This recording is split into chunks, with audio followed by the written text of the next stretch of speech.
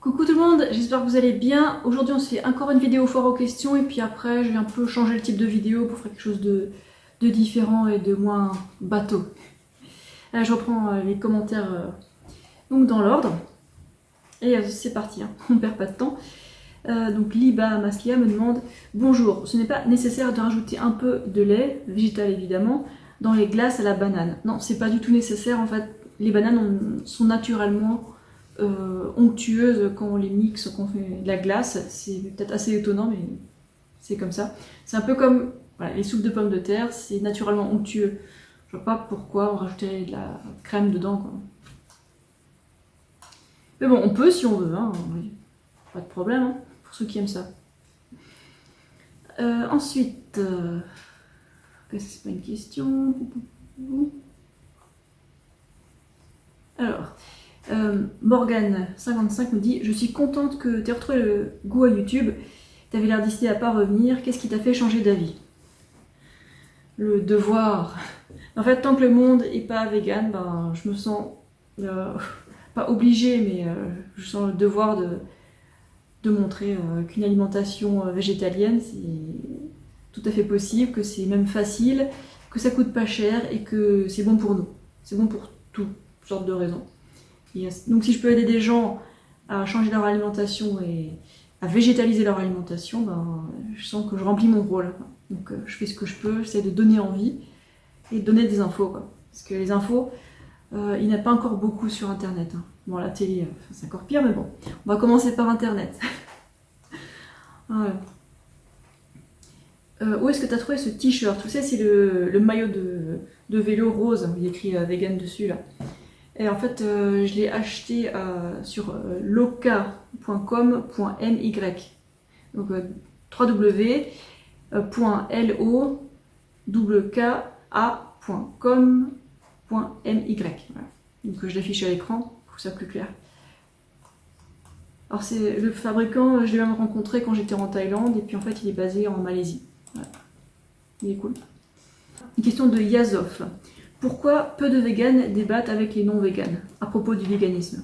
Seuls athlètes éthiques et effets chimpanzés qui sont risqués. Je t'avoue que j'ai pas regardé la vidéo, elle a l'air tellement longue, je n'ai même pas le courage. Donc les débats d'idées feraient plus avancer ou reculer les choses. PS, je suis pas végane. Écoute, ma personne m'a proposé de débattre en ligne ou en vrai. J'avoue que j'y ai pas pensé. Alors s'il y en a qui veulent débattre, qu'on se voit en vrai et qu'on fasse un débat, ouais, pourquoi pas, écoute. Pourquoi il y en a peu qui font ça? Je sais pas. J'ai pas creusé la question, j'y ai pas trop pensé. Une question de Cam C. Coucou Pauline, que penses-tu des bonbons? Sans gélatine, évidemment. Ça dépend lesquels. C'est super vague comme question. Bon, a priori, un bonbon qui est riche en glucides pauvres en graisse, c'est pas trop mal. Bon, après, voilà, ça dépend des produits, ça dépend des additifs utilisés. Voilà. Donc, si vous avez une question sur un produit, donnez une marque, un truc précis, parce que sinon, j'ai pas grand-chose d'intéressant à dire, quoi. Ok. Est-ce que c'est normal que lorsqu'une personne suive les vidéos de Pauline et s'intéresse à son contenu, elle lui pose une question à elle, et ce soit Julot qui réponde? Non, Julot, il est très bienvenu, il a plein de connaissances, et puis on est d'accord sur énormément de choses, donc s'il répond, a priori, je suis d'accord. En fait, il m'aide, hein, parce que je reçois beaucoup de questions, et il donne des réponses très détaillées, très bien, donc... Une question de Véronique. Salut Pauline, que penses-tu des biscuits bio? Car j'en consomme pas mal, et tu as de super bons conseils, mais je ne sais pas par quoi commencer. Est-ce qu'il y a une vidéo pour savoir exactement quoi faire? Merci. C'est hyper vague, des biscuits bio, lesquels d'une marque à l'autre et d'une sorte de produit à l'autre, la composition varie tellement, je ne sais pas quoi répondre, quoi. Il y en a qui sont super gras, il y en a qui sont plus sucrés. Desquels tu parles? Je sais pas. En tout cas, si je vois des biscuits, je m'en fiche qu'ils soient bio, parce que comme je l'ai expliqué récemment, ça change rien pour moi, quoi. À part le prix. Si les biscuits sont méga gras, j'y touche pas, parce que j'aime pas le goût de ces biscuits en général. Et si les biscuits sont pas sucrés, je n'achète pas du tout, hein, mais hors de question. Si quelque chose est censé être sucré et qu'en fait il l'est pas, je trouve ça méga fade et je vois pas l'intérêt, à part que ça remplit le ventre avec des trucs qui font grossir, quoi. Donc si vous avez une question sur un produit, je dis encore lequel, donnez-moi une marque, un produit, un nom précis, quoi. Voilà. Jean-Benoît m'apporte une correction. Hein. Il dit Anthony William ne préconise à aucun moment de ne consommer que du jus de céleri, bien au contraire. Il recommande de faire environ 6 repas par jour, riches en glucides. Okay. Mais ça, c'est précis, parce que la question que j'ai reçue dans une fac précédente, c'est que penses-tu de Anthony William? Oh, et quand je vois une question comme ça, je dis, j'ai pas envie de parler des gens, mon avis sur les gens, c'est pas important. Par contre, un truc qui serait plus intéressant, c'est que penses-tu d'un truc précis, cette opinion de cette personne. Ok, là on pourrait peut-être discuter d'idées. Ouais. Donc dis-moi, par exemple, la question que tu aurais pu poser, ça aurait été que penses-tu de faire, je sais pas, un demi-litre de jus de céleri par jour, en plus de repas riches en glucides. Voilà, ça aurait été une question. Là, que penses-tu de telle ou telle personne? S'il vous plaît, arrêtez de poser ces questions-là, c'est sans intérêt. Hein.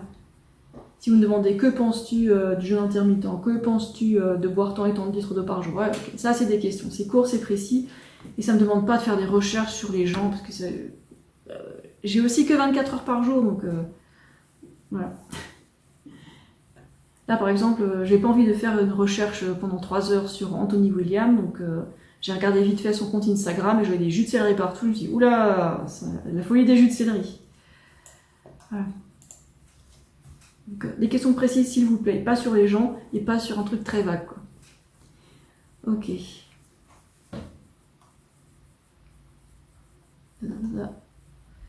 La question de Pauline. As-tu des idées de desserts sucrés mais pas gras, comme tu le dis du coup? Des fruits secs et quoi d'autre?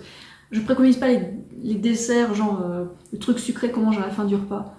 En fait, quand je dis manger quelque chose de sucré, c'est un repas entier, par exemple des fruits frais ou fruits secs, mais rien de manger de sucré après les repas, que ce soit des desserts gras ou des desserts pas gras, quoi. Et si on veut manger quelque chose de sucré, ouais, c'est soit en repas, soit en collation, au goûter, quoi.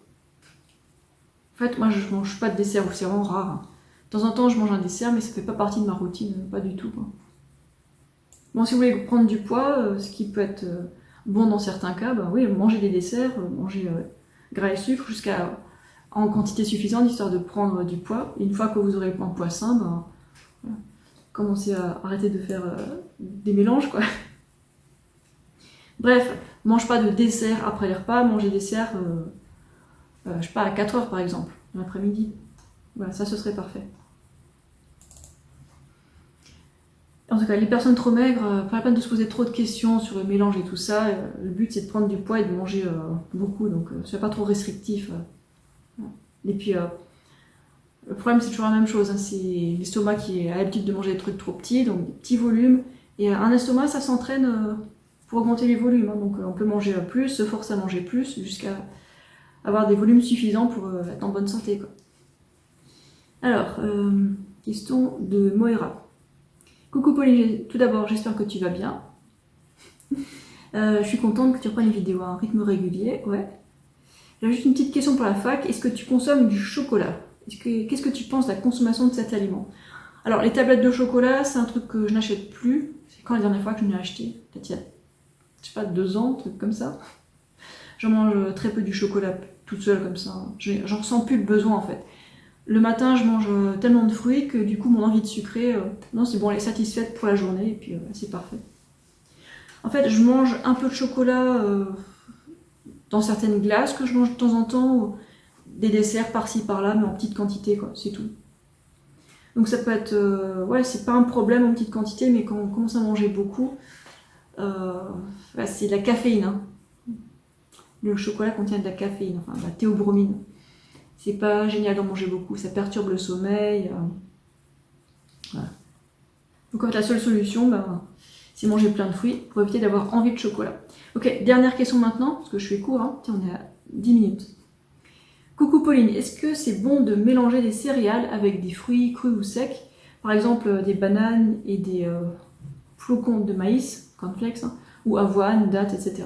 Où est-ce que je risque des fermentations? Alors comme j'explique de temps en temps, parce qu'il faut clarifier, bon, les céréales et les fruits ensemble, c'est pas top, hein, ça fait des fermentations dans les intestins. Mais quand on met juste une petite quantité de fruits dans les céréales du matin, c'est pas grave. Hein. Je sais pas, je mets une poignée de myrtilles congelées dans vos céréales du matin, c'est pas grave. Ajouter 2 dattes dedans, c'est pas grave non plus, quoi. Ouais, ajouter juste une banane dans les céréales du matin, ça va. Juste éviter de faire des grandes quantités de fruits en même temps que les céréales, quoi. Voilà. C'est tout.